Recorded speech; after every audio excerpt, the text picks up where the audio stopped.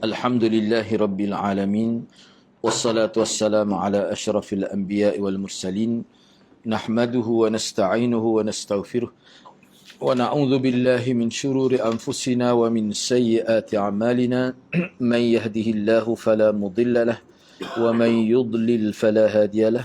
Rabbi shrah li sadri wa yassir li amri wahlul 'uqdatam min lisani yafqahu qawli. Amma ba'd. Alhamdulillah, bersyukur kepada Allah Subhanahu Wa Taala kerana dapat bersama pada pagi ni. Okey, muka surat 740 Ni kita ni hujung ni habis ni. Lepas ni kita akan masuk tentang haiwan beruai dan sembelihan.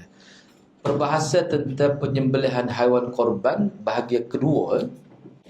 Muka surat 740. Imam Syafi'i berkata bawah yang kedua, kata-kata yang kedua akhir. Apabila seseorang mewajibkan, yakni menentukan dan meniatkan seekor haiwan tertentu sebagai haiwan korban. Mana dia tentu haiwan ni secara spesifik, secara khusus. Lalu haiwan tersebutnya beranak sebelum melih, maka anaknya juga harus dikorbankan bersama. Ini pandangan Imam Syafi'i. Maknanya haiwan itu bunting lah. Dia tahu ke tak tahu tu tidak diambil kira. Dia tentu dah binatangnya akan buat korban. Kadang-kadang dia menentukan binatang korban tu mungkin 7-8 bulan sebelum tu lagi. Maka anak tu jadi punya beranak tu. Lembu tu dia nak buat korban tu. Maka anak dia juga wajib dikorbankan bersama dia. Ni pendapat Imam Syafi'i lah. Tapi ada kalau kita baca lain, dia kata tak kena cari lain. Sebab apa? Ada ke tak? Ya? Ada ke tu? Ada kilah. Tapi orang ni bukan kilah ni. Sebab ni pendapat ni kuat juga. Sebab dia kata alasan dianya nak sembelih dua-dua. Lepas tu anak baru lahir tu tak. Tak ada nak tak kecil, daging banyak. Kalau lah timbul isu situ. Kalau nak sembelih ibu saja, lagi bermasalah. Anak tu nak nyusu banyak. Kalau sebab tu dia kata tercapai juga maksud. Cari hal lain. Sama ya. Tapi Imam Syafi'i tak. Setahu anak wallah. Tempat kita tak akal. Mana tahu. Sebab kita tak akal. Sebab dia fikir tak logik. Dia tak akal. Tak apalah hukum mana pun, ini pandangan Imam Syafi'i. Lain pendapat yang kata cari binatang lain. Cara lain sebab tok yang kecil, daging pun tawar gitu tak sedap. Nah. Lembu hosbul lah umur. Tak nak sabar. Nampak pun tak betul lagi lembu. Sopo lembu pun tentu tak cukup umur. Jadi itulah. Jadi pak kita tak akan setahuan lah. Baik, tak apalah. Tapi hukum mana harus tu mana wajib tu. Wajib tu. Tak apalah tu. Ini pandangan lah. Ya. nak minta pencerahan. Boleh sila. Kita kalau buat haji tamattu. Wajib tak kau? Nak sembelih satu ekor kambing. Memang. Waktu dia memang dia kena dam tu. Waktu memang kena lah. Kerana tok. Kerana tamattu. Saya tanya Ustaz. Kita mengaji dulu sebelum dia pokok. Dia kata boleh kata. Kalau tak sembahyang tapi kena pergi rumah ke Hudaybiyah baru boleh. Luar tanah haram. Luar tanah. Susah dia. Bukan luar tanah enggak betul. Hudaybiyah. Dalam kitab sebut keluar daripada tanah haram. Hudaybiyah tu sebab dia keluar. Dia 5 km daripada Mekah. Hudaybiyah. Mana luar daripada tanah. Tak semesti Hudaybiyah. Mana keluar daripada tanah haram. Seolah baru mari semula. Bila nak buat haji. Susah. Jadi kalau di Malaysia ni kata wajib pakai mesti. Dah kita dah bincang sebelum ni kan. Memang kena. Sah kedak haji tu kebanyakan ulama kata sah. Cuma ialah benda wajib lah. Tapi kalau tak buat hal tu dia terjejah teruk lah. Dia punya haji tu. Gitu. Imam Syafi'i berkata, apabila seseorang mewajibkan, yang menentukan dan meniatkan seekor haiwan tertentu sebagai haiwan korban, maka dia tidak boleh memotong bulu-bulu dari haiwan tersebut. Adapun bagi haiwan-haiwan korban yang tidak diwajibkan, tidak ditentukan dengan niat, maka dia boleh memotong bulu. Misalnya dia nak kerak bulu binatang tu kau, cukur kau misalnya, boleh kalau binatang tu tidak khusus ditentukan. Tapi binatang tu kira akan dikorban, tapi tidak secara khusus. Binatang secara umum gitu ya. Itu tak apa. Seluruh haiwan korban adalah nusuk. Nusuk di sini makna terlibat dengan pengamalan haji. Dari sudut sembelihan, dan dia termasuk dalam bab ibadat tu. Tu sembelih binatang tu. Yang boleh dimakan dan boleh disimpan serta disedekah kepada fakir miskin. Ini semua berlaku untuk seluruh jenis haiwan korban. Kata Imam Syafi'i lagi, saya berpendapat makruh hukumnya menjual bahagian daripada haiwan korban tersebut atau menukarnya, kerana tukaran menukar itu termasuk jual beli. Hak ni hak berkait dengan hadiyu, binatang yang kita korbankan sempena pengerjaan haji tu. Hak kita korban sini itu cerita lain pula. Cerita lain pula tu. Tapi kuku mana pun tak boleh jual. Sebab binatang korban ni tak boleh. Jadi khilaf pula tu. Isu orang kafir boleh makan ke tidak. Sebab tu hak ketaknya tengok hak bab apa nazar. Tu tak boleh. Yalah kau nak kira khilaf tu ada belaka khilaf tu. Tempat kita dulu kalau akikah tak boleh makan, tak rugi pada kami. Tu nak tak dipanggil. Sedangkan perkara tu termasuk dalam khilaf lagi. Yusuf Qaradawi kata molek jiran kita duduk sebelah. Takkan nak beli ayam lain. Lepas tu dia kata kambing lah, mana kambing? Enggak, dia pun minat kambing, jiran tu. Dia orang tidak Islam.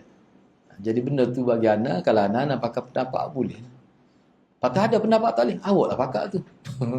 Gitu je lah, mudah. Cina Kelantan pun faham. Cina Kelantan pun faham. Sebab dia kata kita campur dengan Melayu. Bila akikah kita tanya dia, ni daging akikah ke tak? Kita tak boleh makan. Kena akikah daging lain. Dan masalahnya, bapa tak boleh makan tu. Dia akan timbul situ lah. Mana anak-anak dia cerdik ngaji tu, dia akan tanya, kotor nak kau kita ni? Jadi ada jenis belum lagi tu ke bagi anak dalam konteks dakwah. Kalau kita pakai boleh. Sebab ada pun, kalau kecuali tak ada. Kecuali benda tu ijma'. Itu lain cerita. Rugi kita. Sebab isu perempuan tak boleh naik masjid lah. Akhir sekali kena buat bangunan khusus pula tepi masjid. Buat gazebo tu dah. Tanah lagi. Perempuan di situ. Jadi duduk salon ni perempuan situ. Enggak kecil pun tempat tu. Hak perempuan lain hak suci tak ada, tidak pendatang haid ni duduk dalam masjid dengan ekor apa sudah. Apa kita tak pakai kata perempuan boleh pergi masjid naik? Tak mungkin ada darah haid tak titik jatuh dengan ada kita kata pakaian moden sepolan. Apa tak pakai pendapat tu? Ada juga pendapat. Apa kita nak ambil pendapat hak menyusahkan kita? Dulu biarlah anak sebut sikit lah dulu. Dulu perempuan di satu masjid besar. Masjid tu comelan. Baru dia roboh ke hak lama, dia buat abang comel. Dulu Ustazah Maya duduk luar masjid. Jadi mengajar. Moga dia dalam keadaan haid. Jadi perempuan-perempuan hak bersih taharah ni duduk dalam. Enggak ana singgah mayasa. Ana kata mana pelik ni. Ana royak dia. Ustazah kena duduk luar pagar sebab dia depan dalam anjur masjid tu boleh niat itikaf gitu. Ustazah kena duduk luar pagar masjid. Dia celek kerana. Lepas tu dia tanya Tok Guru Mufti Besar. Tok Guru Besar kata, dalam masjid tu boleh apa tak boleh? Lepas tu naik masjid. Ustazah. Ni bagi halaqah ni. Tu nak bui. Jadi, dia bukan isu kita mempersendakan pendapat. Bila kata pendapat, siapa dia berpendapat tu? Bukan Cina kampung. Ulama kita juga. Ulama kita. Itulah bahaya ta'assub mazhab tu. Memberi pendapat kontra pada tu. Enggak dalam mazhab Syafi'i sendiri pun berbeza. Ni bukan sependapat ni. Ni bila kita tukar seekor binatang. Tiba-tiba hotina, tiba-tiba beranak masa dekat ni. Lepas tu kena sembelih dengan anak-anak. Tempat kita tak akal ni. Ini pendapat Imam Syafi'i, bukan mazhab dia, Imam Syafi'i sendiri. Tak apalah. Jadi bagi anak dalam kisah gini yang bukan melibatkan isu mahkamah, tak ada pendakwa, tak ada melibatkan hak orang lain, boleh kita pilih. Tapi kalau melibatkan hak orang tak ni. Tu kerajaan kena lebih besar lagi. Kena ikut saja. Misalnya sistem perkahwinan gini-gini kalau melibatkan cerai ke apa, tu kena pakai mazhab Syafi'i tu. Bapa dia melibatkan di mahkamah. Mahkamah pakai mana? Tak boleh. Kena tahu waktu tu. Cerai tolak 3 misalnya. Mazhab Syafi'i cerai tolak 3, jatuh 3. Atau kan mazhab Syafi'i sekaligus jatuh 3. Tapi ada setengah kata jatuh nak pakai mana? Tempat kita ni pakai mana? Kena tahu. Kalau tidak bercanggah pula ni. Hakim Hanafi. Ada satu kes Ustaz. Ada satu kes. Dia sekelami di Gunung Tinggi. Lepas tu bini dia suruh cerah. Dia nak cerah lah. Lagi dia kata cerah talak dua lah masa. Dia kalau soalan talak tiga dah dia. 2 kali dah cerah. 3 lalu dah datang bini dia. Jadi 3 lah. Lelaki tu. Ada lagi kata dia. Jadi bila goyang pada satu orang tadi mazhab Wahabi ya tadi. Dia kata tak jatuh kata. Jadi tidak bini dia kata. Dia juga ada. Lepas tu dia tidak bini dia dah. Dia juga talak 3 pun. Tak jatuh kata. Dia mula-mula dia cerah talak 2. Talak 2, jatuh 2. Mana jatuh lah. Kalau kita, tapi bagaimana tak jatuh lagi waktu tu. Tak apa, kita pakai jatuh. Lepas tu, bini dia kata 3. Dia kata 3. Hak tu lagi tergerak lah tu. Colok 3. Dah tak ada 2 dah. Bui pula 3 ni. Dia dalam mazhab Syafi'i ni, dia kata aku cerah mu talak 1000. Memang jatuh talak 3. 1000 dia bui. Dia kira talak 3. Tapi kalau Ibn Taymiyah kisah tu. Kecuali dia lapas sekali pula. Aku cerah pula untuk 1000 kali kedua. Jadi saya rujuk pada email pula. Dia kata sebab dia dah naik hidup kan. Jadi dia jatuh juga tadi. Memang jatuh. Mazhab Hashmi memang jatuh. Dia tak kira edah ni untuk nikah. Dia jatuh. Memang jatuh. Dah tu 3 lah. Kecuali bagi anak kalau sebaik-baik kalau debatik kata memang betul kan ni? Tidak kata gua-gua tu dia kena ngesah. Waktu lebih molek. Waktu lebih syamil. Dia kata memang. Saya dengar sedar. Saya sebut. Bahawa memang saya cerah dia talak 3. Atas permintaan dia memang jatuh. Dia kata tak. Cuma dia. Nak sangat. Saya kata ikut. Tapi saya tidak niat gitu. Tu tak jatuh lagi. Dia kena jelah. Itu penting. Sebab tu Tok Qadi. Dia suruh mengulangi lafaz. Bukan mengulangi cerai. Faham? Dia nak tahu je lah kena jatuh. Awak kata lagu mana? Orang kita tu malah faham. Dia kata curah ada rumah. Kena rayak pula depan Tok Qadi. Jatuh pula situ sedap. Mengulangi lafaz. Nak nilai jatuh ke dia. Sebab orang kapur ni kata dia tak tahu lafaz tu. Takut jadi orang panggil syubhah. Tu. Sebab saat ni tu. Kena tanyalah. Maksud awak setuju ke? Permintaan isteri awak minta talak 3. Mana awak cerah talak 3. Dia kata memang saya niat.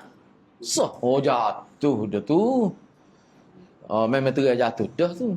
Gitulah. Jangan buat gurau sebab tu dia benda cerah ni benda yang tidak boleh buat main-main. Kecuali dia mabuk. Kalau dia mabuk, lafaz memang jatuh. Kita kata mabuk jatuh, dia tak khabar. Tak, memang mabuk dengan sengaja. Mazhab Syafi'i jatuh talak. Dia tak kira. Sebab apa? Sebab mabuk tu bukan benda molek. Sebab dia sengaja. Kecuali mabuk tak sengaja. Dia salah minai 3 perkara, dia mabuk. Dia bukan niat. Tu tak jadi. Jangan main lah tu. Jangan dicapuk terkala air. Okey, cuba kita tengok.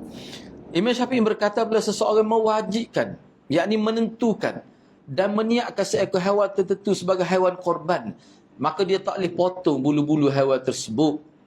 Apabila adapun bagi haiwan-haiwan yang tidak diwajibkan, yakni tidak ditentukan secara spesifik binatang mana, maka dibolehkan memotong bulu binatang tu. Kita tahu apa nak potong. Tak, kalau ada keperluan lah. Misalnya biri hak bulu tu contoh dah. Memang dia tidak tentukan biri ni untuk ke, tapi biri ni ada hak dia akan buat korban. Tak tentu secara spesifik. Dia boleh lagi kerak bulu tu. Kalau dia tidak menentukan. Dia tidak tentu. Dia kerak bulu kan, muka bulu memang bila siapa tanya dia kena kerak muka dia nak bulu tu. Orang panggil biri lah apa ni. Tak ada masalah. Tapi kalau dia tentu dah biri ni dah tanda dah di telinga tu. Tu tak boleh. Itu maksud dia nya. Jadi seluruh haiwan korban adalah nusuk. Nusuk ni maknanya berkait dengan pengerjaan haji. Dan bila sebut binatang, bak korban lah. Baik. Yang boleh dimakan dan boleh disimpan serta disedekah kepada fakir miskin. Ini semua berlaku untuk semua jenis haiwan korban. Saya berpendapat makruh hukumnya menjual bahagian dari haiwan korban tersebut dan menukarnya. Kerana tukaran itu termasuk jual beli. Jadi korban gini ni memang kebanyakan ulama kata tak boleh untuk orang kafir. Tak boleh. Tak boleh untuk orang kafir. Tu. Kita tidak nak baca kilah-kilah nanti habis kita ni kita masuk pula sebab ana pun sebenarnya minat sangat hak jenis kilah-kilah ni biar kita terbuka. Gitu dulu. Baik. Imam Syafi'i berkata tidak sah dijadikan haiwan korban apabila haiwan tersebut buta atau pincang ataupun setengah ulama kata cacat yang nyata. Yang nampak kepincangan dia tu, keaiban tadi. Misal contohnya, dia hantar pada anak tu gambar dan video nak buat korban. Dia kambing dia tu ada sikit macam kurat lah sikit di kulit. Sikit lah. Anak kata hak ni boleh. Sebab dia langsung tidak menjejaskan daging kulit ya. Mana kalau kita kokok dengan pisau tu tak ada lalu tu.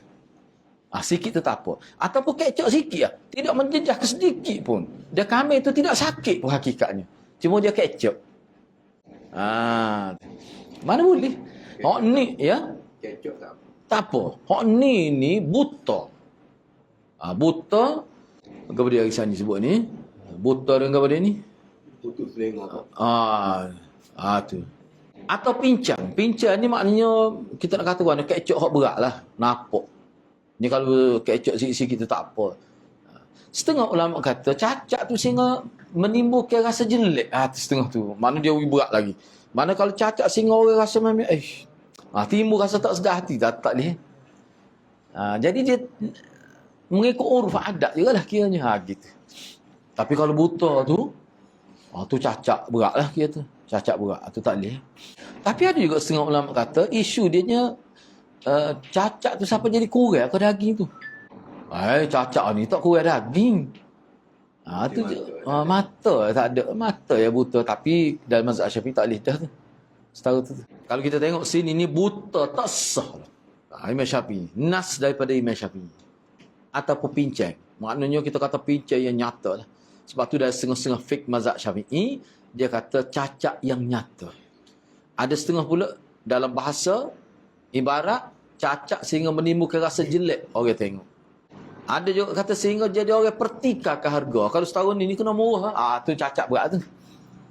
Kalau siapa tak tu. Itu maksudnya.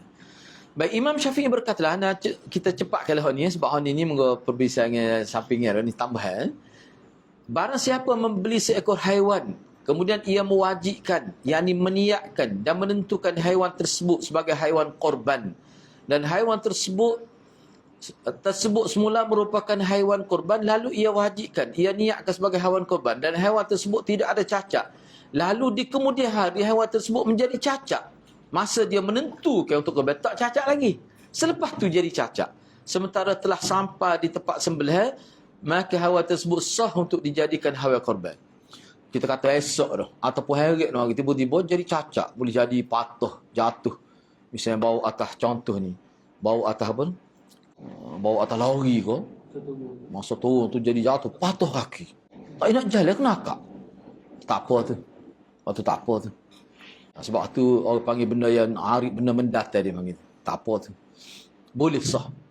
Dalam hal ini, kata Imam Syafi'i, saya hanya melihat bagaimana keadaan haiwan tersebut pada saat dia niat. Kena tengok pada niat. Masa niat tu kalau binatang tu molek, kira jadi. Cacat selepas tu tak kira. Dia kira gitu. Dan menentukannya sebagai hukum. Masa tu, masa dia niat. Misalnya 5-6 bulan ke, dia niat binatang ni, hak dia perah lah. Saya nak buat korban. Maka tak boleh.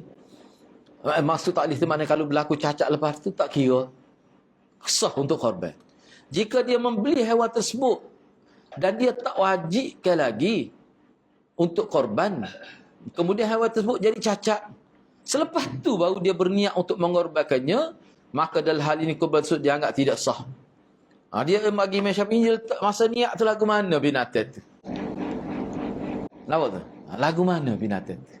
Ni khilaf banyak juga ni sebenarnya. Ya. Anda pun rujuk juga cerita lama masa duduk ngaji dululah. Kita tidak nak sebut lah tu sini tu. Tapi hak mazhab Imam Syafi'i nya, pandangan secara peribadi Imam Syafi'i dalam kitab dia ni, dah ni rumus akhir ni. Kitab ni. Mana bagi dia tak boleh. Sebab dia niat selepas binatang tu cacat. Kalau dia niat sebelum binatang tu cacat dan berlaku kecacatan, selepas dia niat tu tak apa. Hak tu pun ada perbincangan lagi sebenarnya. Niat sebab tu dia kukup mana pun, niat tu sampai setahun mana lah. Misalnya binatang tu jadi sakit. Ulama kata sakit tidak cacat. Tak kita kata cacat misalnya jadi nampak macam habis tubuh jadi kena nyakit kulit misalnya kambing. Sehingga menimbulkan jejak tu tak boleh. Kalau menimbulkan jejak tu tak boleh. Kita kata dak di kulit belulah tak kena pun kepada daging dia tak boleh. Tak boleh tu. Kalau siapa tahap menjejekkan. Tu Imam Syafi'i berkata lagi, apabila seseorang membeli seekor haiwan kemudian dia mewajibkannya, yakni niat untuk korban atau tidak, maka haiwan tersebut mati. Dia beli seekor haiwan korban, kemudian dia niat untuk menggoreng, ataupun dia tak niat, beli dah, sudah jadi milik dia. Kemudian haiwan tersebut mati, hilang atau dicuri orang, maka dia tidak wajib ganti. Sebab apa? Tak wajib ganti. Maknanya tak perlu korban lah dia gitu. Dia gitu tak wajib ganti tu. Kalau wajib juga korban, mana tak jatuh kemestian korban sebab niat dah, maknanya kena cari binatang lain.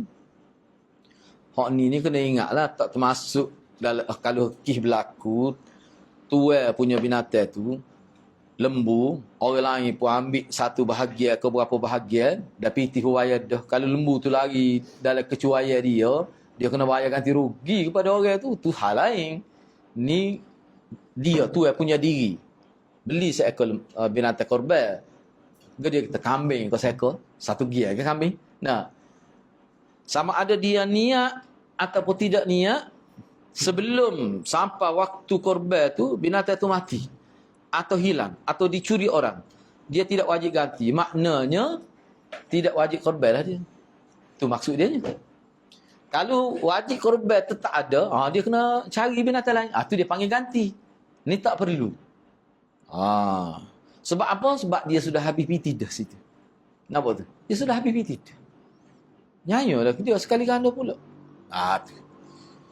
Tapi tentu dah molek kalau dia orang kaya. Dia kata beli lembu seekor, niat nak terbang seekor, atas 7 gia dia belakang. Tiba-tiba lembu tu curi kau orang. Dia pun nak marah. Nampak nak hilang tu. Dia beli 3 ekor pula. Tak apa tu muka kaya. Tak ada masalah. Tu ni kita kiranya kalau orang miskin, sudah nak cari lembu. Tak payah dia. Boleh insya-Allah capai dah pahala tu. Tu maksud dia nya. Kalau kita ada peti lebih dari tu boleh. Baik. Masalah ini lebih ringan dibanding dengan seekor haiwan korban sunnah yang diwajibkan oleh pemiliknya. Kalau hak sunnah lagi lah, tak perlu. Hak wajib pun tak perlu. Nekih gini. Lalu haiwan tersebut mati, maka pemilik tidak wajib mengganti. Ini kalau hak sunat, ada hak wajib, boleh hak sunat lagi lah. Sesungguhnya yang diwajibkan mengganti hanya pada haiwan korban yang hukumnya wajib. Tadilah, hukum wajib lagu mana? Nazar. Dia boleh lagi. Tadi dam tadi kan? Tu wajib. Tu wajib kena ganti. Sunat tak perlu. Misalnya kita niat nak korban raya haji, biasalah. Bukan nazar pun. Biasa. Tak payah. Tak payah. Supaya ginilah kita kata okey berlaku di dahar dulu kan. Bila lembu tu lari tak jumpa lagu mana. Memang tu lembu kena bayar. Kerana kecuaian dia. Masalahnya orang niat korban. Ada seorang ustaz kita tu tak sebut nama lah, sampai 3 gig dia ambil kan atas lembu tu. Lepas tu lagu mana? Bagaimana gini? Dia tujuannya takut tak ada duit, nyanyalah. Kalau tuan tu tak boleh bayar, tak payah lah. Kalau tuan tu boleh bayar, 3 bayar mula, katalah 7, betul kata mana 2,100 ya, kata ada 3 gig. Kalau sempat lagi dia cari binatang sebagai, boleh cari. Tak apalah, muka duit tak ada. Hakikatnya tidak berlaku itlaful mal. Tidak berlaku kehilangan harta itu. Tapi kalau tak ada misalnya. Tak ada siapa nak ganti rugi dia. Dan dia pun tak ada duit lain. Gugur kewajipan. Niat dia. Tak apa, Allah tidak kira dosa pun. Dan dia boleh pahala dia tu. Nampak macam mana? Tapi hak tadi tu tu ganti. Tu memang ganti. Okey tadi tu. Moga dia tengok dia gini, dia tengok siapa hari yang ke-13 tu, tak ada, memang dia standby dah. Kalau tak ada ni memang kita ke will mulai. Sesat masalah.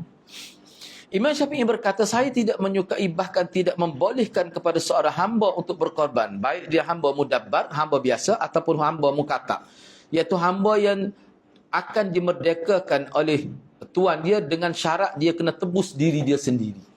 Dia kerja lah nak cukup tu. Tak kira lah. Ataupun ummu walad ni maknanya hamba yang melahirkan anak hasil persetubuhan dengan tuan dia. Seorang perempuan, dia bersetubuh dengan tuan mah dia, Lepas tu lahir anak. Anak tu merdeka. Dia tu panggil ummu walad. Ni ulama khilaf. Setengah ulama kata dia jadi merdeka bersama anak dia, setengah kata anak dia saja merdeka. Ada juga khilaf. Tetapi anda tengok pendapat kuat dalam mazhab Syafi'i, dia tu merdeka bersama dengan anak dia. Tapi dia ada khilaf lah. Dia panggil ummu walad. Asalnya hamba. Dia merdeka kerana anak dia lahir hasil pada persetubuhan dia dengan Tuhan dia. Sebab dalam konteks hamba perempuan lah, dia hanya boleh disetubuhi oleh Tuhan dia saja. Ini kehormatan pada perempuan. Sedih kalau kita baca sejarah jahiliah. Seorang hamba perempuan itu seperti kambing, boleh diberi pada sesiapa saja. Sebab pelacur jadi. Dahsyat. Hina perempuan hamba zaman jahiliah. Misalnya kalau sayang dia mari 3-4 hari dah. 3-4 hari tak boleh bersama isteri dia. Dia boleh beri hamba dia tidur dengan hamba kawan. 2-3 hari duduk sini, boleh. Bila Islam mari, tak dibenarkan sama sekali. Seolah-olah macam hamba perempuan macam isteri juga. Dan dia tanpa nikah kahwin, dia boleh bersetubuh gitu ya. Dan kalau lahirkan anak, dia memang jadi sebut isteri dah lah. Dan dia merdeka. Itu pendapat kuat dalam mazhab Syafi'i. Waktu dia panggil ummu walad. Kerana sesungguhnya hamba-hamba tersebut tidak memiliki harta apa pun dalam diri dia, melainkan seluruh harta mereka adalah milik tuan dia. Tu hukum fiqh asal. Begitu juga saya tidak menyukai, bahkan tidak membolehkan seseorang hamba mukatab berkorban. Nak korban mana? Yang harta, dia tak ada harta. Dia tu sendiri tu harta boh dia, harta tuan dia.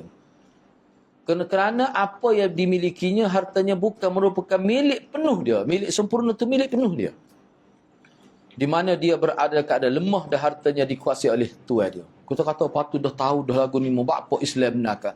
Kena hak ni, kena baca buku Syubhat Haulal Islam yang ditulis oleh Muhammad Qutub itu. Buku tu diterjemah dalam bahasa Melayu Malaysia kita oleh Pustaka Aman Press dulu. Tanya Abang Mel lah, sebab dia cetak terbaru tu masih ada di pasar dia lagi. Dibeli mana anda tak pasti tu. Abang Mel kata ada. Molek buku tu. Ni buku ni anda baca tahun 93 lagi. Sebab kita belajar terjemah. Kita ambil hak Arab dia, lepas ambil orang Yusuf Zaki terjemah, kita banding terjemah. Kita terjemah atau banding terjemah dia. Mana kita raih sendirilah hasil kerja kita tu. Di situlah kita nampak buku tu sebenarnya ada kesenian dia. Baca situ. Dia ada sebut. Imam Syafi'i berkata lagi, menyembelih haiwan korban dibolehkan pada hari nahar, yakni hari raya haji, dan 3 hari selepas tu. Dia panggil hari tasyrik ataupun biasa disebut hari-hari Mina itu. Tak boleh puasa hari ni sebab kita, ialah isu boleh puasa tu berkait dengan orang mengerjakan haji kerana atas dasar kita kata fidyah tu. Atau bayar dam lah kita kata. Denda. Tu ada. Tapi kita tak boleh. Hari raya lagi kira 4 hari, 3 hari tu, 10 tu hari raya hak tentu dah tu. 11, 12 dan 13. Tak boleh. Tak boleh kita nak puasa tu. Mana kalau ada orang kata boleh puasa tu, salah tu. Salah. Kita ada domo ni boleh tak puasa? Tak boleh. Tak boleh puasa. Hari tasyrik tak boleh. 9 Arafah tu boleh lah untuk kita. Dan yang kahwin. Anak tak saya sebut nama dia dah tersebut.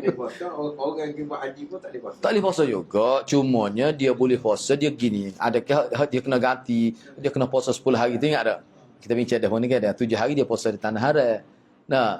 3 hari puasa kampung dia. Katalah 7 hari tu tak ada sempurna. Dia puasa 4 hari pun masuk 10 Zulhijjah. 3 hari lagi dia boleh puasa pada 11, 12 dan 13. Untuk waktu kerana denda. Denda 10 hari tu. Terlanggar ihram misalnya. Ada kan waktu tu? Lepas tu dia buru binatang, ingat tak? Kita bincang ni kan. 10 hari kena puasa. Yalah, dia adalah mula-mula sekali kena bayar sembelih binatang. Kata dia tak boleh buat tu. Kena puasa. 3 hari kena kapung. Tak apalah kapung tu. Bila-bila boleh buat. Hak 7 hari tu tak ada sudah. Masuk hari Arafah tu 4 hari, 3 hari lagi dah. Dia boleh buat. Dia boleh buat sebab dia kena buat tu dalam sebelum habis tu. Jadi dia boleh buat 3 hari. 11, 12 dan 13. Waktu kita bincang dah sebenarnya. Hari tasyrik. Jadi kita tak terlibat langsung dengan pengerjaan haji, duduk di rumah ni tak boleh puasa. Tak boleh puasa tu lagu mana? Tak sah lah kau. Orang nak kata tak sah. Sebab hari tak boleh puasa. Kau gaya juga. Sebab gaya juga. Dan memang pun sebab dia boleh korban tu. Hakikat sebenarnya semacam raya. Na'um minal id itu. Baik, seterusnya. Tapi paruk dia salah betul tak tahu nama Harudin pula. Tak tahu jalan kena. Kita pun tak boleh nak ngesah kau itu tak ada dah. Baik, seterusnya lah. Menyembelih korban dibolehkan pada hari nahar 10 Zulhijjah dan 3 hari dia panggil hari Mina atau hari Tasyrik. Kerana hari-hari tersebut merupakan hari-hari raya haji lagi. Hari-hari haji lagi ketiga hari itu sebenarnya. Faham tak? Mana masa kira raya lagi tu. Orang yang buat haji tu pada 3 hari duduk tengah mengerjakan ibadat haji lagi tu. Melontar tu lah di Mina tu kan. Nah, apabila seseorang menyembelih haiwan korbannya di malam hari dari hari-hari Mina, maka hal itu diperbolehkan. Tetapi menurut saya hal itu hukumnya makruh dan tidak disukai. Kenapa tak boleh tu? Kerana dua alasan. Pertama, dikhawatirkan salah dalam menyembelih haiwan dan membahayakan diri sendiri atau membahayakan orang lain. Atau kerana dikhawatirkan tidak tepat berada pada tempat penyembelihan. Sebab malam tu lah. Lepas tu lagu mana? Tak boleh kau malam dia gini. Kalau kita tengok dalam kitab Peko. Ya, sembelih malam ni takut dulu kau gelak kan. Sebab tempat kita lah ni cerah terang-terang. Nak pergi ke tempat sembelih dia tu lapu tu. Nak sama banyak kambing lapu. Cerah. Boleh nak sembelih pun. Asalkan hari tu. Jangan sampai lepas ngori hari 13. Jadi sebab tu dia kata. Bukan Imam Syafi'i kata tak sah makruh. Muka sembelih tengah malam. Namun melih tak putus orang. Sebab tu benda ni dia berkait dengan suasana tu. Dah tempat kita nak curah kan. Spotlight pun ada. Kiri kanan. Lembu pun pernah. No, tak ada masalah bagian. Lepas tu apa kita tak melih-malih nak urus payah. Susah. Tapi Imam Syafi'i kata kalau kita nak pakai hukum ni tanpa merujuk pada sebab makruh. Tapi sah. Kedua, di malam hari itu banyak orang miskin yang tidak menghadiri penyembelihan tersebut. Ini faktor-faktor dia. Kalau benda ni tak ada, boleh. Sementara apabila dilakukan di siang hari tentu akan lebih ramai orang miskin yang menghadirinya. Sebab tu anda kata ilak ni dia boleh berubah. Kadang-kadang ilak ni tak ada, maka hukum pun tak ada lah. Boleh lah malam pun. Ada pun law ni orang nikah bai'ah malam. Dia jemput anak kata pukul apa pergi? Kita start lepas ngari makan. Kata dia kena makan malam. Sampai pukul 11. Dewan tak ada. Dewan pagi, dewan tu. Ataupun dewan penuh kat dewan tu paling murah, paling dekat rumah dia. Ambil malam tak apalah. Dulu Dulu zaman itu malam. Ada malam kau? Zaman itu malam. Zaman itu? Tak ingat pula. Tadi malam. Iya kau? Zaman itu. Tak ada dengan kita balik. Anda tak ada ingat tu? Ada malam ni? Lalu malam, Sunday malam. Waduh, tak tahu. Satu maklumat baru. Malam, Sunday malam. Maklumat baru ada anak. Tapi lama dah. Anda tak ada ingat tu. Anak ingat anak malam. Tak pernah dengar anak tu. Zaman itu malam. Maknanya ada lah. Maknanya awak buatlah ni kembali pada zaman dulu. Kalau nanti dia buat malam, buat dewan tak ada. Tapi tak ada masalah lah ni malam pun. Moga orang fasiliti tu kira complete. Tak ada masalah. Tapi kalau melibatkan tempat pergi naik perahu tengah malam bahaya kot dah. Sebab ada jiran tu naik perahu dia kata. Gabung dulu tak ada retak. Ingat dulu. Naik perahu. Mak Dawana kata ni air. Kita semua boleh nyelai je ni tak boleh begini je nyelai belakang. Ni air saya Allah kuat dia kata. Lepas tu tak berhenti ingat Tuhan. Dia berlaku tu kedai pun masa tak ada retak. Ingat dulu. Jauh tu. Ni kan gua anak juga. Gua luah dengan buat anak tak ada anak tak pergi. Tapi kalau nak buat malam tak lihat tu. Bahaya. Tapi tak apalah maknanya malam tu makna ada pengalaman dah orang kita dulu. Jadi hak law ni tu makna pengulangan lah. Tapi mungkin sebab berbeza. Sebab dewan penuh misalnya. Boleh jadi. Tak apa tu boleh. Jadi hak Imam Syafi'i kata makruh bagi atas sebab-sebab tadi lah. Bila tak ada ilat itu, orang panggil ilat hukum tu lah. Guru mengaji dengan ustaz ni kan, ilat hukum, ilal ahkam tu. Ilat hukum-hukum. Setiap hukum ada ilat. Tak ada ilat, tak ada hukum tu. Adapun alasan di luar ini saya tidak mengetahui tentang kemakruhan. Mana kalau tak ada ilat-ilat ni mana tidak makruh lah. Kalau saya sebut makruh ni kerana ilat ni. Kalau di luar daripada ilat tu tak ada ilat tu maknanya tak ada lah hukum makruh. Dia apa sebut begitu. Baik, seterusnya habislah di situ. Sebab ini perbincangan ringkas saja. Kita masuk pada perbahasan seterusnya tentang haiwan, buruan dan sembelih. Dulu pun kita bincang dah ni. Bahawa ni sebagai takmilah dia panggil. Takmilah ni panggil fakta-fakta tambahan yang ringkas lah. Baik. Imam Syafi'i berkata, ciri-ciri anjing yang terlatih adalah apabila dilepaskan untuk mengejar buruan. Start dengan anjing. Dia panggil anjing buruan. Kalbus said. Maka dia akan mengejar buruan tersebut. Bila dia berjaya menangkap beruai itu, dia hanya menahan dan dia tidak gigit untuk maksud makan.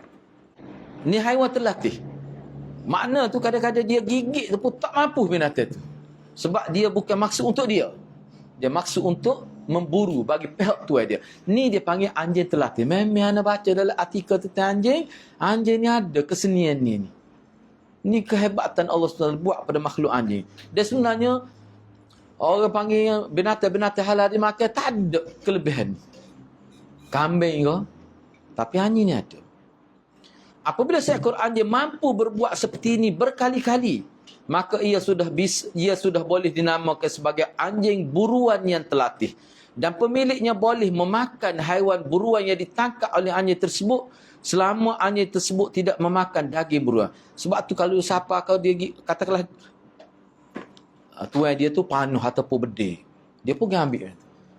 Dia mesti dia tak boleh bawa tangan ke tu, mesti dia gigit lah, dia air tiba-tiba mati dah. Dalam kitab fiqh kalau dipastikan mati dengan sebab bedil atau panuh, tak apa.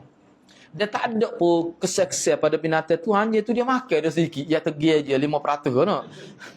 Dia makan, tak ada hal tu. Hal tu boleh makan.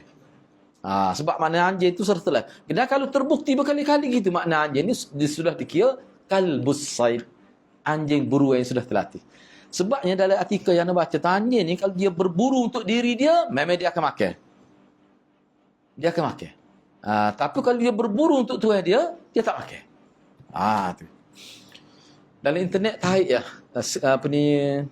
ciri-ciri anjing buruan dia akan keluar. Artikel banyak lah. Sebab tu dalam hadis Nabi kata boleh kita bela pun ni. Dan makanan tu tidak dikira najis. Tak isu nak basuh 7 kali sekali dengan air bersih, 6 kali dengan air tu perbincangan lain pula. Dan mazhab Syafi'i kena gitulah. Tapi setengah-setengah mazhab tu dia kata tak perlu basuh, biasa kita asalkan cuci. Tak. Ya. Binatang buruan ni, kau untuk anjing saja ke ada berat? Anjing saja ya, babi tak boleh. Babi buruan tak ada. Boleh.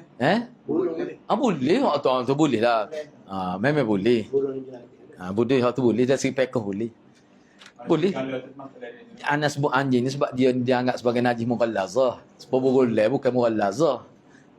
Burulan ni. Kayak burulan ni ada pendapat orang kata boleh makan kayak burulan ni.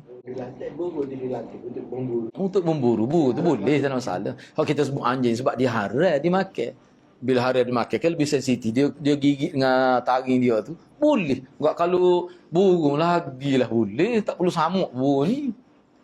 Gitu. Tapi babi buruan tak ada. Tak boleh nak latih kakak tu. Memang tak ada tu, tak ui, tak buat sifat dia gitu. Mulut lagu tu nak kerja mana. Nak sodok gitu. Sebab tu orang jenis pasal makan tak milih apa. Babi orang kata sodok laku. No. Gitulah. Tu burung tu boleh anak kita bincang ni, makna Imam Syafi'i pun sebut kerana dia tu mughallazah tu lah. Tiba-tiba jadi halal burung tu. Kalau burung lek tu tak timbul dah. Ada tengok dalam dia punya dokumentari lah. Ni orang kafir. Burung lek tu memang untuk takak arnak. Memang burung lek tu tak makan. Bang dia burung lek tu makan kenyat dah. Dia ambil lagi ke tu dia memang ada. Dilatih gitu. Tu tak ada masalah, bagaimana lagi tak ada masalah tu. Baik, seterusnya. Sini pun dia buat ni. Apabila anjing tersebut selalu, ni. Apabila anjing tersebut selalu ataupun acak kali, dia makan haiwan dia buru. Ataupun dia makan sikit 5% atau negeri dia. Mana 90% untuk tuan dia. Dia ambil ngupuk. Ambil ngupuk. Ataupun dia makan semua. Maka anjing seperti ini tidak boleh disebut dengan istilah kalbus said. Anjing buruan tak boleh. Tak boleh makan lah tu. Kerana anjing itu menangkap buruan dia bukan untuk tuan dia, untuk diri dia sendiri. Tak boleh. Hak ni lah ulama jadi muskil. Tu nikih ni. Jadi maknanya dok, anjing itu kalau dia sudah jadi anjing buruan, jadi halal pula. Sebab anjing ni kalau dia lari bawa binatang-binatang tu mati, boleh makan lagi. Semua setengah ulama kata kena pastilah, maknanya mati tu kerana gigitan itu ke atau kerana bedil tu, kena panah tu. Setengah kata tak nak pasti ke mana tu. Sebab tu dia ambil sekali sini dia tak kira tu. Asalkan sudah terbukti anjing tu sebelum ni pun sudah ada pengalaman, dia tak makan. Dia bukan bunuh tu untuk diri dia. Tu memang dikira sudah dikira saidul kalb, makna anjing buruan. Apa kalbus said, anjing buruan, maka boleh. Diriwayatkan daripada Adi bin Hatim bahawasanya dia mendengar Nabi SAW bersabda, "Fa'idha akala fala ta'kul." Jika anjing tersebut memakan buruan dia, maka engkau tidak boleh makan. Maknanya ke dia? Anjing ni bila dia makan buruan, maknanya dia tu untuk diri dia.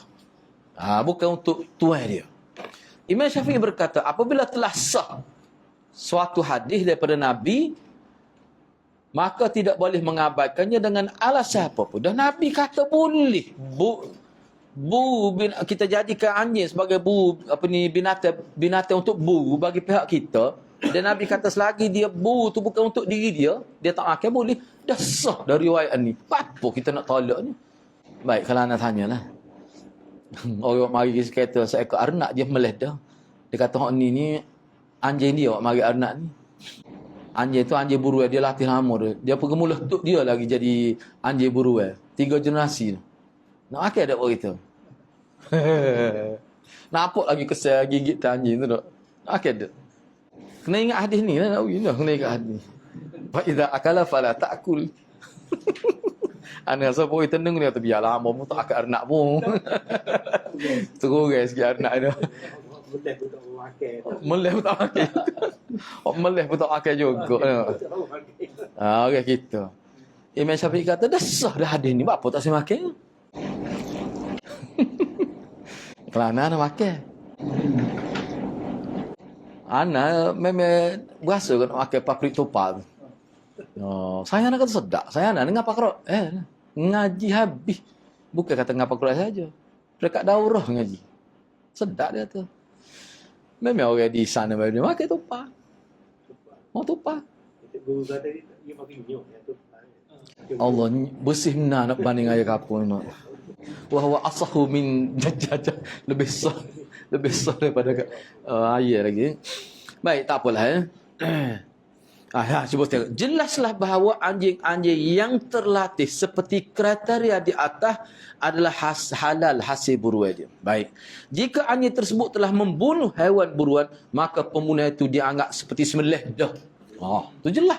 Tapi kena pastikan anjing ni memang dia untuk tuan dia. Sepanas bukan, dia gigit tu boleh jadi mati kerana gigit dia tu. Tak apa, boleh lagi. Tu dia. Dia macam ini kata ni. Kat masa ni Muhammad bin Abdul Wahab pun tak lahir lagi. Baik, bab seterusnya, binatang beruang yang ditangkap oleh binatang liar atau burung. Dia buat di sini selain anjing. Sebut anjing tadi sebab hot tu hot paling kritikal, paling agak-agak sensitif lah kiranya. Orang Arab dia bunuh buruan. Memang. Dia bukan orang Arab saja. Kalau kita tengok orang Islam di China misalnya, di kawasan itu, anda tengok dalam video, memang dia guna burung. Nak berdewan jauh ketemu tu, apa anak lagi dia guna burung. Boleh, tapi burung tu dilatih lah. Besar burung. Sayap dia sini koordinat tu. Burung. Anda tengok dia perah khusus lah. Boleh.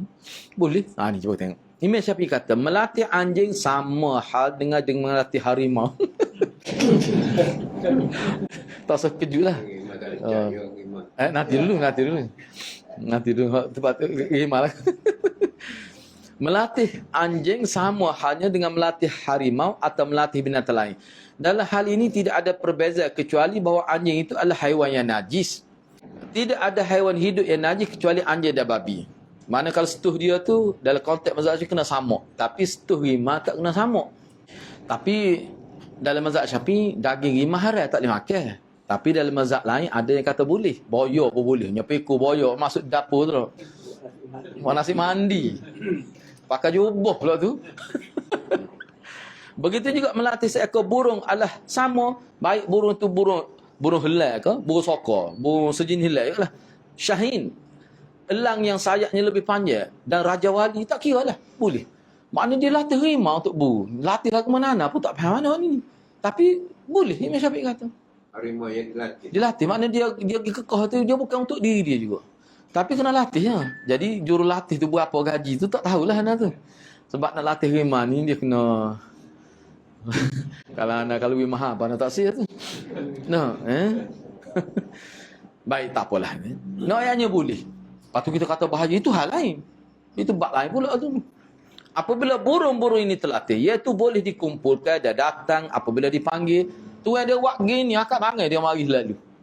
Serta mau terbang apabila dilepaskan hanya menangkap buruan dan dia tak makan buruan tu, dan hal ini dilakukan secara berulang kali sehingga terbukti terlatih, maka binatang buruan yang dibunuhnya adalah halal untuk kita makan.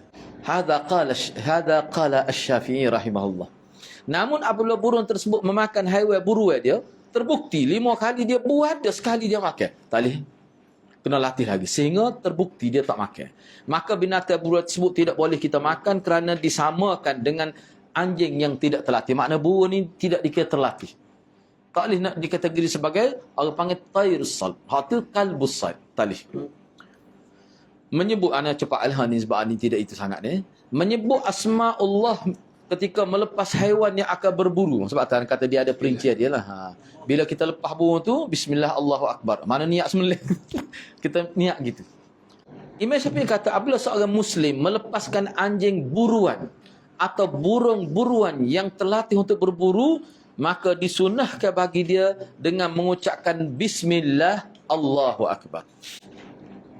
Sunnah, bukan wajib. Tidak wajib. Sunnah. Apabila dia lupa ucap bismillah, lalu anjing atau burung tersebut berjaya menangkap buruannya dan tidak memakannya, maka haiwan tersebut hukumnya tetap halal. Kerana pembunuhan yang dilakukan oleh anjing atau burung tersebut adalah seperti penyembelihan. Kita sembelih bismillah Allahu Akbar, tidak wajib. Tidak wajib. Cuma kita niat tu kerana Allah, tu cukup dah. Ni begitulah juga. Cuma baca bismillah boleh pahala. Demikian juga seseorang yang lupa membaca basmalah ketika menyembelih, maka sembelihnya itu tetap halal. Kerana seseorang Muslim itu pasti dia sembelih tu niat kerana Allah dah tu.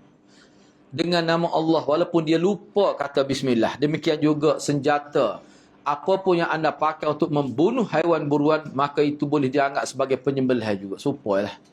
Yang tadi guna binatang. Baik, habis itu boleh ya? Ya? Ya? Mana? Kena bedil. Siapa?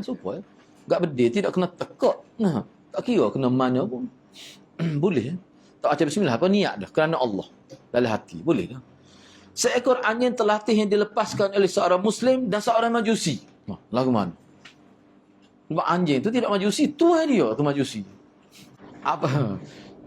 Tengok cara Imam Syafi'i dia buat tajuk dia. Apa cuba perhati molek tajuk Imam Syafi'i buat. Moga dia faqih seekor anjing terlatih. Kena ingatlah bila sebut terlatih maknanya dia memburu bukan untuk diri dia, untuk tuan dia. Yang dilepaskan oleh seorang Muslim. Maknanya hak dia lepas dia tu orang Islam. Tak ada masalah. Masalahnya Majusi, tidak Islam lah.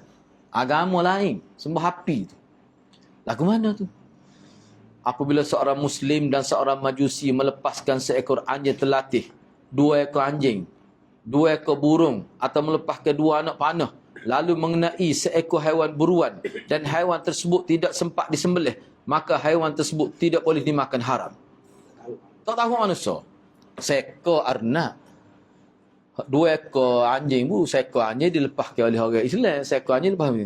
Enggaknya, tak, kira-kiranya, katakanlah kita kata, sepakat dua tu. Ittifaq. Kedua-duanya tu kekeh binatang tu. Jadi tak tahulah arnab tu mati dengan sebab anjing mana. Tak pasti.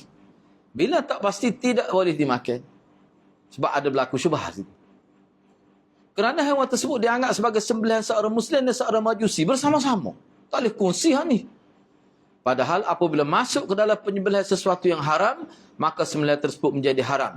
Demikian juga hukum seekor haiwan buruan yang dibunuh oleh anjing terlatih tapi dibantu oleh anjing yang tidak terlatih. Tak boleh juga. Dia kena biar tu, maknanya kena hak halal lah kau terlibat tu. Itu maksud dia. Ni sebenarnya atas rasa syubhat ni. Syubhat tak boleh. Binatang buruan yang terlepas dan menghilang kemudian ditemukan dalam keadaan sudah mati. Lagu mana? Kita buru binatang, misalnya kita kata panah dia tu, kira-kira kena lah. Lepas tu, dia lari. Selepas tu, jumpa mati dah. Lagu mana? Imam Syafi'i berkata, apabila seseorang melempar, yakni memanah ataupun bedil lah, menembak kita kata, haiwan buruan atau menangkapnya dengan memakai, orang panggil dia ni, perakak ni. Perakak lah kata tu. Memakai perantara binatang terlatih ataupun guna binatang lah untuk buru tu. Tak apalah tu. Tiba-tiba binatang buruan tersebut menghilang dan ditemukan dalam keadaan sudah mati. Maka berdasarkan khabar daripada Ibnu Abbas dan berdasarkan kias, haiwan buruan tersebut tidak boleh dimakan. Kerana apa? Apa alasan dia? Kerana ada kemungkinan haiwan tersebut mati bukan kerana lemparan anak panah atau bukan oleh binatang pemburu yang terlatih. Tapi ada kemungkinan binatang itu mati dibunuh oleh haiwan lain yang berkeliaran dalam hutan itu. Mana kita nak ngesah tak boleh. Apakah dia mati ni kerana hasil bedil atau panah-panah, ataupun dia mati ni kerana binatang buruan, tak boleh nak ngesah. Boleh jadi dia mati tu kerana dibaham oleh binatang lain. Boleh jadi. Tapi kalau tengok dah start dah daging setengah-setengah tempat tu memang tak boleh lah. Kalau binatang buruan pun tak boleh tu. Misalnya jumpa-jumpa tu, tak ada daging. Pohon ni sebahagian dah hilangnya makan. Tu tak boleh. Sebab besar kemungkinan binatang buruan tu, yang binatang terlatih tu yang makan. Ataupun binatang lain yang makan, dah mati kerana tu. Kemungkinan besar kita tak boleh makan. Baik.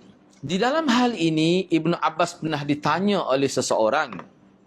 Saya memanah haiwan, melempar tu makna memanah. Saya memanah haiwan buruan saya. Lalu di antara haiwan buruan tersebut ada yang mati dan saya melihatnya. Tapi ada juga yang mati, tapi saya tidak melihatnya. Lalu Ibn Abbas menjawab, makanlah haiwan buruan yang mati dan engkau pasti dia mati dengan sebab binatang buruan ataupun dengan sebab kamu panah tu. Hak tak pasti tak boleh. Nak pasti. Dan tinggalkanlah haiwan buruan yang mati sedangkan engkau tidak pasti dia mati sebab apa. Boleh jelas tu. Baik, seterusnya. Kita pergi Pak ini ringkas saja.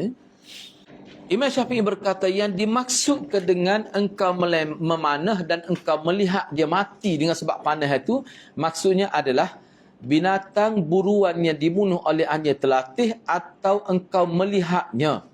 Maknanya kita tahu sebab binatang itu mati sebab apa. Itu maksudnya. Mana kita yakin, ni dia mati kerana binatang binatang anjing yang terlatih tadi. Ataupun kerana panah kita tu. Tu baru boleh makan. Yang dimaksud dengan engkau melempar dan engkau tidak melihat, engkau panah dan engkau tidak lihat. Apa maksud? Maksudnya adalah binatang buruan itu terlepas dah hilang dan engkau tidak tahu di mana dan kenapa dia mati. Kalau jumpa apa mati, tak tahu. Apakah mati ni kerana panah ataupun kerana dia digigit oleh ular atau misalnya. Tak tahu. Bila was-was gitu, subah gitu tak boleh makan. Ya? Kalau kita jumpa mati tu ada anak panah. Anak panah dah hakikat. Tu makna melihat pasti tu. Lepas tu tengok pun tak ada tanda-tanda lain. Tu boleh. Tu boleh. Itu maksudnya. Itu lagi jatuh air tak ada. Mati. Tu sebab jatuh air dia isu gini dalam kitab fiqh. Mana mati boleh jadi lemah tu. Bukan kerana anak panah tu. Tu jadi syubhah juga. Kalau kerana jatuh air. Anak panah melekat tu. Tapi mati tu betul kerana anak panah. Kau kerana lemah lah air tu. Tu tak boleh kot. Tu ada sebut. Ada sebutlah dalam kitab. Jadi kita kata takut dia mati dulu. Lepas tu baru jatuh lain. Nak pasti mana waktu tu? Tak boleh nak pasti. Tak boleh nak pasti. Tu adalah disebut dalam masail. Dalam kitab fiqh tu ada disebut. Baik. Dia kata dia kalau nak kata K pun tak boleh sebab K ni makna pendapat yang lemah. Bila dia guna kilah. Ni tidak. Dia atas nama andai. Sebab kalau K ni pendapat lemah. Jadi keadah-keadah je lah. Alam arah Yusuf Padawi. Kalau masuk dalam air pun tahu. Mana tak boleh lah. Sebab tu lah tak pasti dia mati tu. Sebab tu dia sebab tu dia kalau kena tanda lah, kalau nak tanda, melihat dengan makna yakin. Melihat dengan makna yakin. Itulah marra'a minkum munkar, siapa lihat. Lepas tu kalau tak lihat tapi dia yakin berlaku kerana ada maklumat yang meyakinkan, itu makna ra'a. Tak semestinya lihat. Baik, ada binatang buruan yang dibunuh oleh anyat telati dan engkau melihatnya, yang dimaksud dengan melihat engkau melempar dan engkau tidak melihat adalah binatang buruan yang terlepas dah hilang dan engkau tidak tahu di mana dan kenapa dia mati. Tak jelas. Kalau jelas dia mati kerana anjing buruan ataupun kerana hasil daripada kita panah, tak apa, boleh makan. Kalau jelas gitu. Ya? Kalau tak jelas, seperti contoh doktor sebut ni kan, maknanya jatuh dalam air. Boleh jadi kerana lemah tu. Bukan kerana panah. Tu tak boleh. Ya? Apa? Lewat. Kita berhenti setakat tu. Jadi kita sambung minggu depan lah, insya-Allah ni. Jadi hak ni hak ringkas ni, ringkas. Okey, kita berhenti setakat tu dulu. Ada Abdul Mufrad ni sekarang ni Imam Bukhari. Imam Bukhari. Tapi ada hadis yang tak sahih. Ada. Banyak, bukan ada banyak. Bahkan Imam Syekh Nasiruddin Al-Albani dia buat, kalau dalam hak tahqiq dia memang dia kebuat hak tak sahih. Sebab tu ada mufrad tahqiq Albani dia tak masuk. Dia buat awal lagi tidak sahih. Tu